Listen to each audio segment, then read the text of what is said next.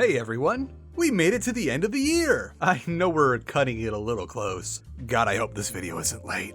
Well, there's just been so much stuff going on that this video had to be pretty last minute to make sure I got as much as I could. I hope you've all been having as good as a year as I've had as far as cool new games to make videos about go. I'm sure you've noticed this by now, but it's been a really good year for Immersive Sims. Like, so good of a year, I haven't even been able to play them all, let alone make videos about everything that's came out this year. I'm gonna have to go pretty rapid fire here to cover all of these, and I'm gonna be honest, there might be a couple I missed just because there's so much stuff going on. But I'm gonna try my best to get everyone, and I'm gonna make sure that I get links to Steam or itch.io pages for all of these games. Just last year I did have a problem where I came really close to hitting the character limit for a YouTube description box, and I think this year we might hit it. So if that is the case, I'm gonna give higher priority to games that are either just coming out or in their early access, and lowest priority to stuff that's like just got announced or is like a AAA title. They don't need my help. In case this is your first State of the Immersive Sim, let's have a crash course on how we do things. This is gonna be split into 3 categories. New releases, games that are still in development and active as far as we know, and stuff that just got announced or I finally first heard about this year. I try my best to keep an ear to the ground for new Immersive Sims in development, but even I miss things sometimes. Also, as for what a new release is, for this video I'm considering anything that is launched outright, released into early access this year, or left early access into its version 1.0 this year to be a quote-unquote new game. I know it's a loose definition, but I keep it that way because otherwise we'd miss some stuff, or games that have been in early access for a long time and have finally gotten out to the release version wouldn't get acknowledged, and they deserve their time in the sun too. Welcome to part 1, the new releases.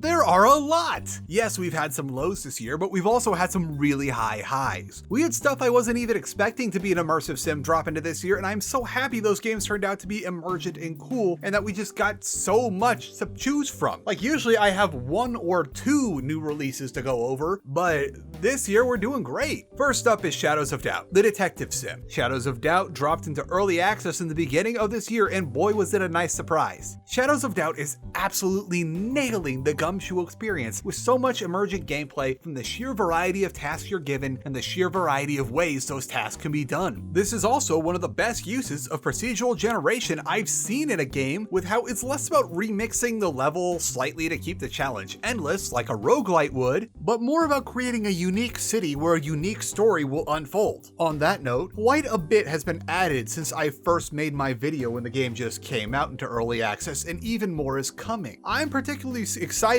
for the city customizer update that's coming sometime in the future, and just excited as all hell to revisit this game in version 1.0. And as soon as the highs of Shadows of Doubt left us, we were driven into the ground by Redfall. Redfall is in no way an immersive sim, but it sure loves to throw the number 451 around to remind you that at one point, this branch of Arkane did make immersive sims. I spent nearly an hour going over all my pain and suffering over the horror that is We Have Left 4 Dead at Home, and my level of disappointment isn't even final yet because, frankly, we haven't even gotten this game's obligatory story DLC for it yet, so we can get the end of it, because spoilers for a game no one should play, it ends without a proper ending, but instead a DLC tease. And for a while, the game was down to very few players. However, it has actually seen a bump in player base recently, coming back from an average player count in the teens back in September, according to Steam charts, to a peak in the low hundreds, which, if I had to guess, is something to do with how not only is it a Game Pass game, as I learned from this bag of chips at the store the other day, but everyone is on Christmas break and it is deeply discounted on Steam right now. It's worth noting that Steam charts don't include Game Pass numbers because Game Pass players play on Game Pass, not Steam, so there is a non-zero chance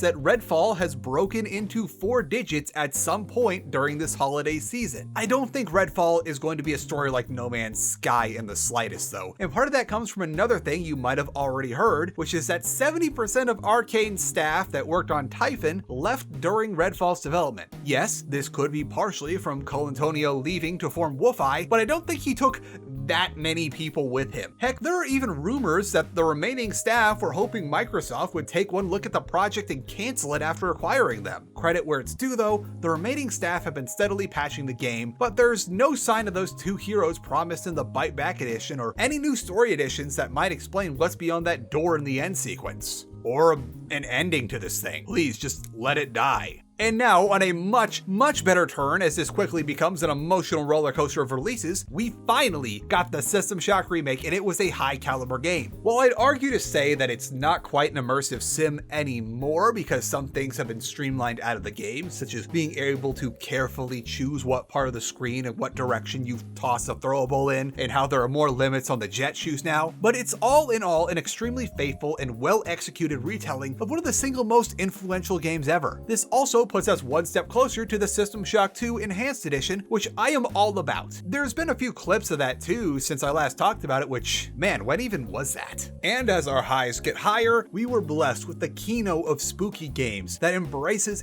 sim mechanics with Amnesia the Bunker. The Bunker is not only an amazing horror game, but an amazing immersive sim too. And if you can't figure out any emergent gameplay other than just multiple ways to open a door, that sounds like a personal problem. Amnesia the Bunker has you playing as some sorry dude that got drafted into the First World War and then trapped in a bunker with a big spooky dude. I called him Jimbles. The game is a big puzzle of how do you get out of this bunker, and there's plenty of modifiers and difficulty to keep it interesting, including stuff they've added post-launch. They also did the smart thing, and while the game itself is not randomly generated, the key codes and where you find them are, so you can't just do things from memory of the last time you played. The bunker is also significantly cheaper than a AAA title, so there's no reason not to buy this. Then on smaller news, there's Gust of Wind, which started its early access earlier in the year. Unfortunately, while I do own this, I simply haven't had time to play it yet because there's just so much on my plate right now. We really are being presented with a veritable smorgasbord of immersive sims in 2023. The game is very early into its early access by the look of it though, so if you do end up giving this one a try, make sure you leave a Steam review when you're done so that it can get enough to be indexed into the storefront's algorithm. And yes, the game of the year, according to the Please Wrap It Up So We Can Show More Ads awards, can be considered an immersive sim. We'll get more into videos I want to do but haven't found the time yet later, but for now I'll say that the greatest problem I've had with Baldur's Gate 3 is I simply haven't found the time to finish the game yet so I can fully experience it and make my video on it. The short answer though as to why it's an immersive sim is that in the process of emulating a dungeon master as closely as any game's ever done, Baldur's Gate 3 creates a ton of emergent systems that lets the player do just about anything they can conceive of in-game. I'm happy that the game's had a chance to improve so much since its launch and that console players are getting a chance to try it out now too. I swear the video will come someday. Closer to the end of the year, we got the early access release for Fortune's Run. I gotta be honest, I'm not a fan. Like I said in the previous video, I don't want to go too into depth just yet as the game is fresh out of development and only really has the first level in the game, but I will list a few of my complaints here in the name of being constructive, as well as to explain some of my issues with the game as it is instead of just vague posting. For starters, having 45 minutes of tutorial and unskippable cutscene before you can play the game proper is very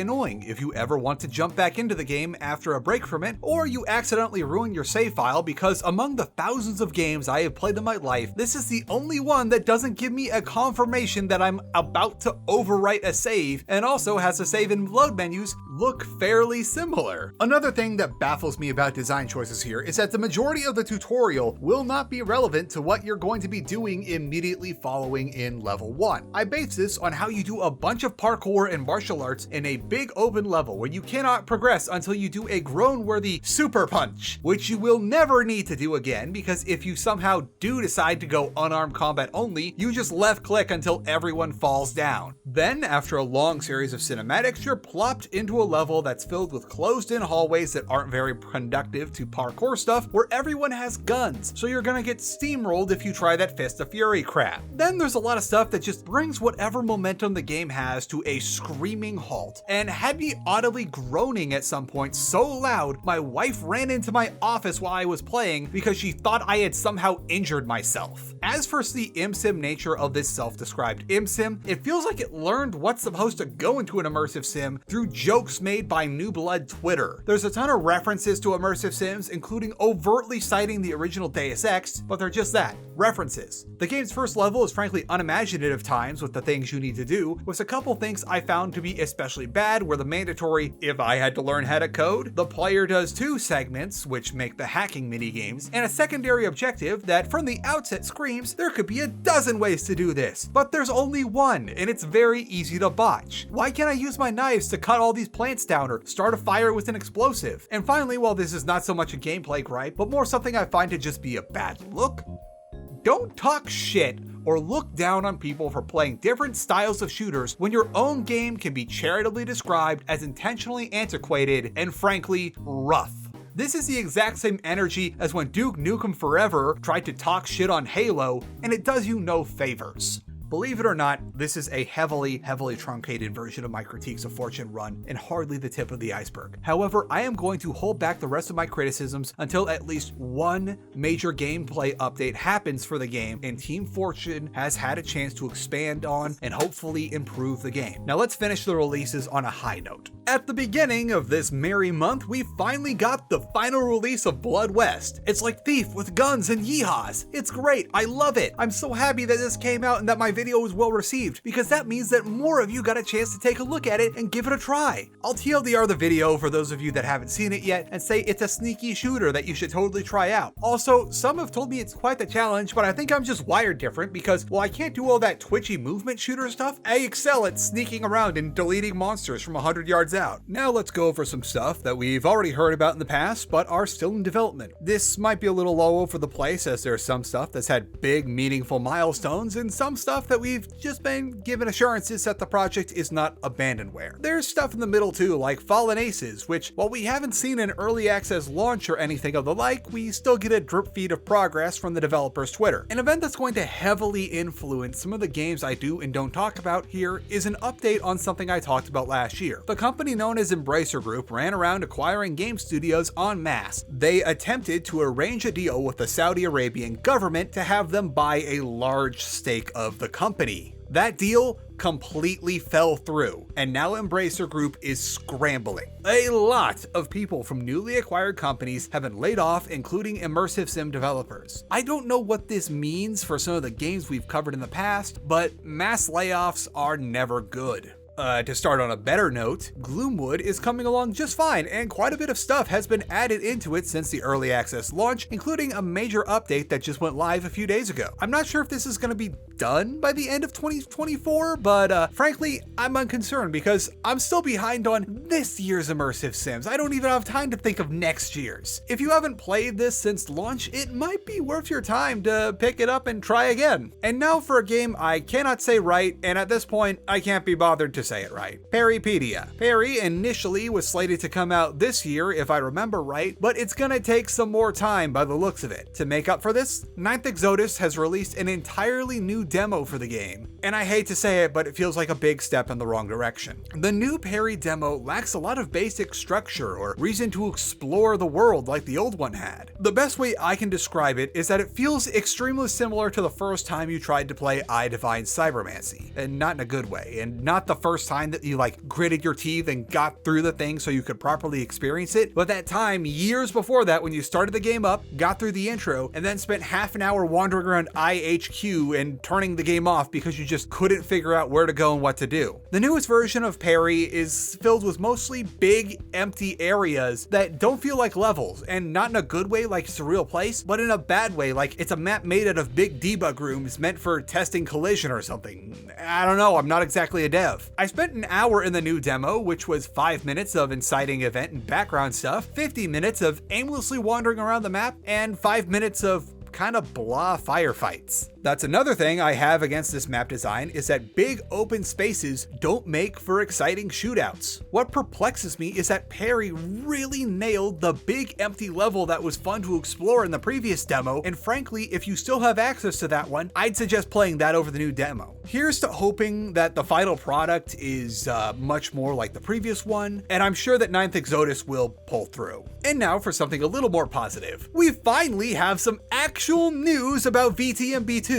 So whoever out there bet against people that it was going to be the Chinese room that ended up picking up for Hardsuit Labs, it's time to go find the people you made bets with and collect your winnings. Since the dev reveal, we've had new clan reveals, including a first for a VTM game, which is that you can play as the Banu Hakim, which seems to play as a stealth assassin type reminiscent of Dishonored, which on another nice note, it's reassuring that we're seeing some actual gameplay, or at least simulated gameplay. This also brings the new playable clans to Bruja, Tremere, Banu Hakim, and Ventru. I don't know if there'll be more, I don't know if there'll be DLC clans. There's also a bit of a story reveal too, and it seems like they did change the premise around, but a lot of the original stuff seems to be staying in. The game is now slated for a 2024 release with no specific time window within the year, and I want to be hopeful, but we have been here several times already, so I am not expecting anything until I have downloaded and played the damn thing. Now for Graven, a game I sort of stopped following since between the demo and the early access release, things got a lot less MSimmy, but I'm gonna bring it up here because 3D Realms is one of the studios affected by the Embracer chaos. While initially there were rumors that the game might have been straight up nuked because the layoffs hit 3D Realms hard, the most basic bit of due diligence on the Steam forums reveals that the game is still set to leave early access late next month. Fingers crossed that regardless of the game's reception, positive or otherwise, everyone who worked on it finds themselves gainfully employed somewhere. And on that note, while I've seen next to nothing about it, I can confirm that Core Decay still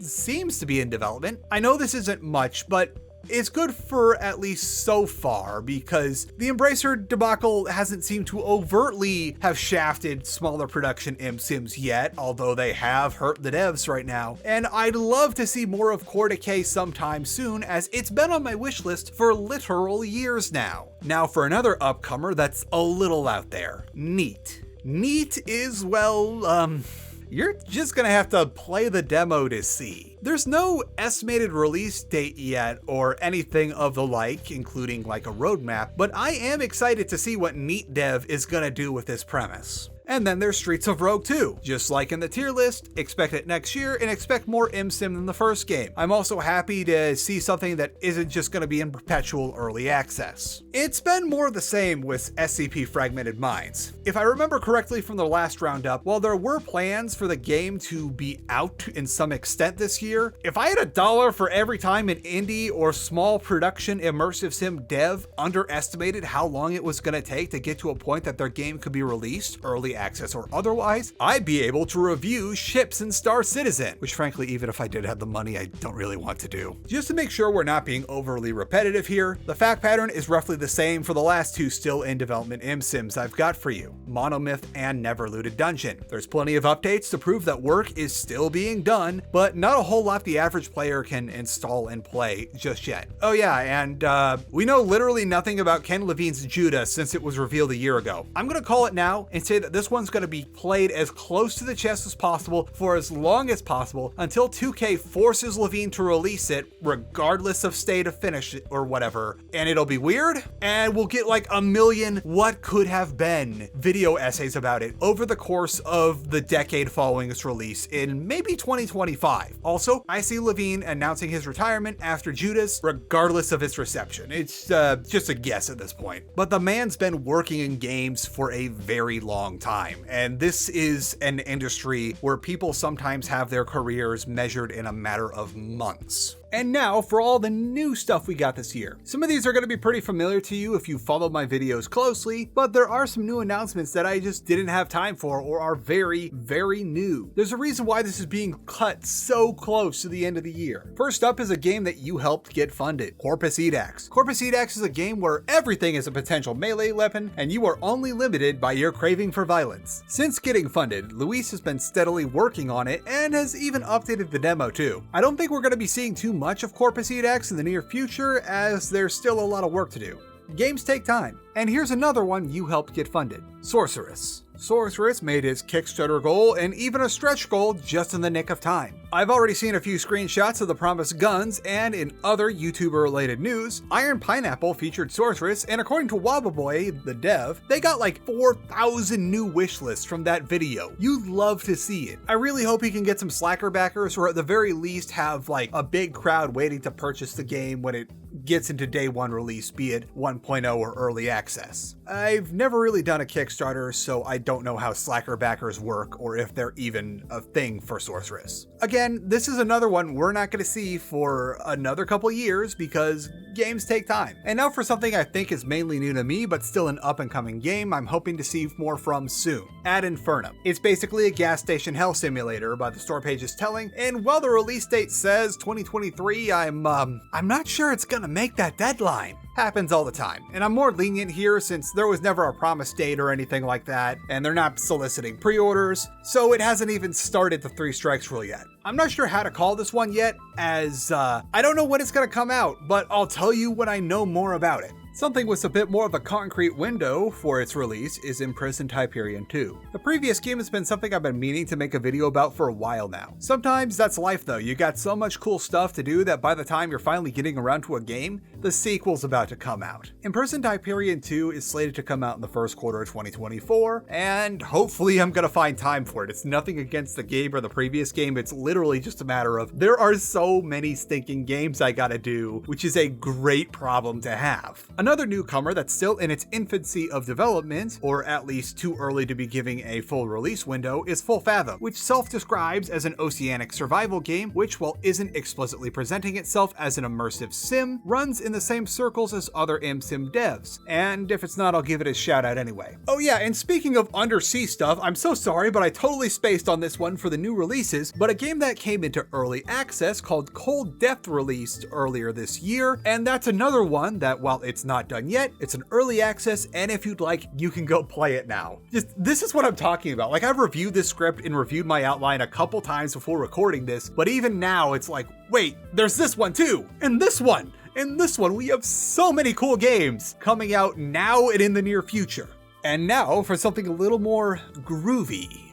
RetroSpace. RetroSpace is an MSim involving black hole shenanigans in a 1970s retro future aesthetic. I asked the devs about their plans for 2024, and they tell me that they're planning on releasing a demo and launching early access sometime in 2024, which I hope goes well and as planned. I've had my eye on this one for a while, and I've been really wanting to get into it with you guys because it looks like a cool concept. And now for something that, while very new, is something I'm very excited for. A game called Deep State, which just dropped a demo onto itch.io, and when I asked Fragment Dev, the developer of Deep State, I was told they're planning on getting a Steam page up soon so you can wishlist the game very soon. And in news I totally wasn't expecting, Arkane is going to make another vampire game. It's the other Arkane this time though. Yep, one of the many advertisements at the Advertisement Awards is that Arkane Lyon will be making Marvel's Blade, which I think could work well, and if it does, I'm going to find it funny that the only people that can make good, compelling games with Marvel properties are immersive sim developers. Which also for that, I'm not counting Spider-Man, because frankly Spider-Man is its own thing and has been having games made about it for a lot longer than most other Marvel properties. Apparently this announcement is extremely early though, and allegedly intended to attract new talent to the studios as Blade is not set to release until 2027. I guess we'll check up on this in 4 years. And finally, for new announcements being announced literally on Christmas Day, Consumer Soft Products has revealed its next game and put up a Steam page. It's Psycho Patrol R. Psycho Patrol R is definitely going to be an MSim, but make no mistake, this is not related to Cruelty Squad. This is just Vill's style. All we've got for now is a few screenshots that hint at what mechanics might be in the game, and I think this might be the fruition of something that Consumer Soft Products has been posting about on Twitter for at least a year now, where he was toying around with making a mech game, but having a hard time making it fun.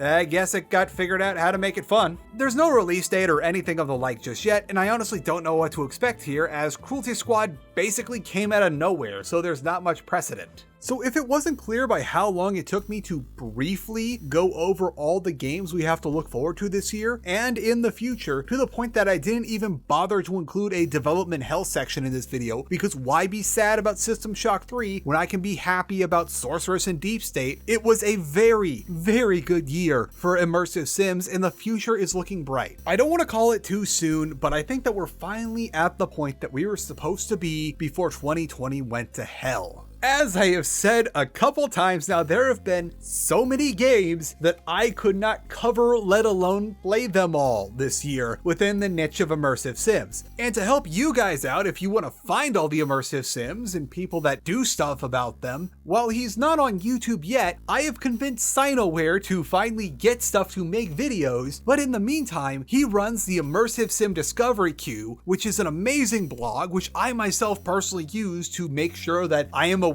of as many Immersive Sims as possible. So if you guys want to check that out, that's in the description. I would highly recommend checking out Sinoware's stuff. He is great, and I look forward to whatever videos he decides to make if he ends up making them. Now finally, if there's one thing I really want to drill down on this year, it's that I'm so happy to have all of you with me as I scour the internet for weird niche games. Anyone can just follow whatever's going on in the zeitgeist of gaming as a whole, but here we are in the weirdest corner of all video games, and there's enough of you here that are willing to stick with me to make it work. Words cannot express how thankful I am for each and every one of you. It's you that makes it possible for me to live my dream of being the video game equivalent of an underground music writer in the times before streaming and algorithms. It's you that makes it possible for me to take the time and find the things that very few people have heard of and bring them to the world. It's you who helped me get these cool games funded twice this year. This year has been the year of me being back after conquering my depression and taking the time to really think about what I want to do with my life. And while it's pretty early on to decide what the rest of my life is going to be, I think I've got a good idea of how I want things to go. I want to be the champion of the weird, the unorthodox, and the rough around the edges. The stuff that makes the people in the focus groups get scared and run out of the room. I want to play the cool games that can't possibly fit into the content cycle of YouTube at large, and I want to show them to you anyway. That's why half this video is talking about stuff that isn't nearly out yet, and while I hate to say it, not likely to ever break into the Steam Top 100 if they launch or otherwise, because I'd rather be the guy who champions Control-Alt-Ego when no one else will, and every game like it after that, than the guy who makes the millionth goddamn video on how bad a Call of Duty campaign is. Sure, I'm still gonna occasionally make more traditional videos to lure in the normies. In fact, I'm working on a more traditional video right now that I'm having a hell of a lot of fun with. But it's just like how I lure you all in here with gaming videos to get you stove-pilled and teach you how to cook.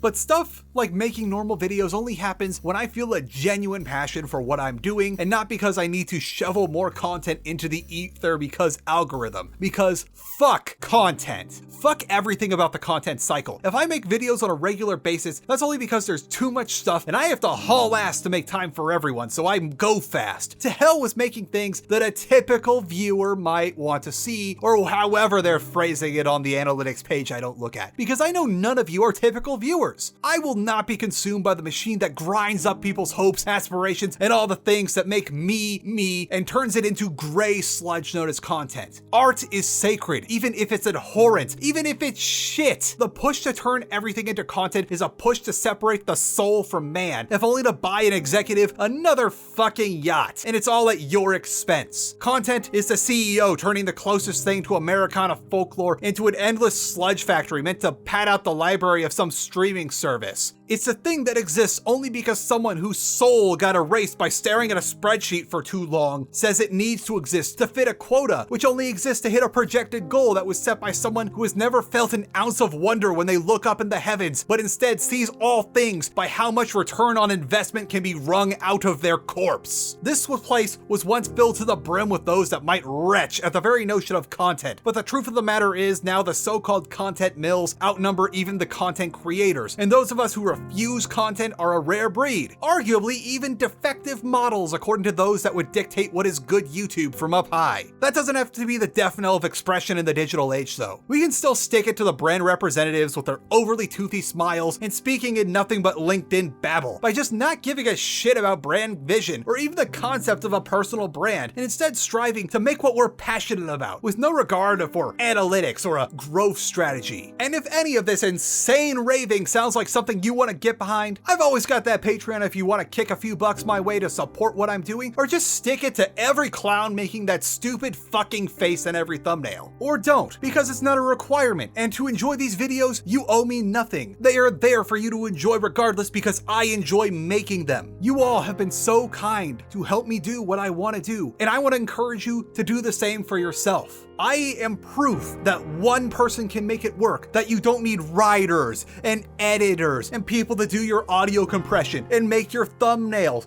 and content strategists or brand whatever the hell, people to make you repeat ad reads with dead looks in your eyes because you're just so sloppy your own videos can't make it work. You can do it yourself. You don't need managers. You just need determination and passion. And it doesn't have to be YouTube or making games or anything. Just whatever you do it for yourself. So as always, fight against content. Fight for your art, whatever it is. I can tell you firsthand that it's not easy or even remotely pleasant at times, but the future doesn't have to be a subscription service model if we tell all the suits to fuck off and let creators create. So whatever it is that you do, don't call it content and keep doing it. Stay saucy, everyone, and have a great 2024. Thank you. This boy sleeps soundly for a little chaos goblin. Like, it took me a lot longer than I wanted to record the audio for this video because boy was just running all over the house, screaming, coming in here, screaming. Just being a general nuisance. I think he just wanted an extra snack, which I have to admit we caved. We gave him a little bit of extra snack because, frankly, I can't remember the last time the feeder went off. I might need to check if it's functioning properly. But you just sleep so soundly for a chaos goblin. I don't even want to touch you because I know you're just going to bite me. You already bit me earlier today when I had to scoop you.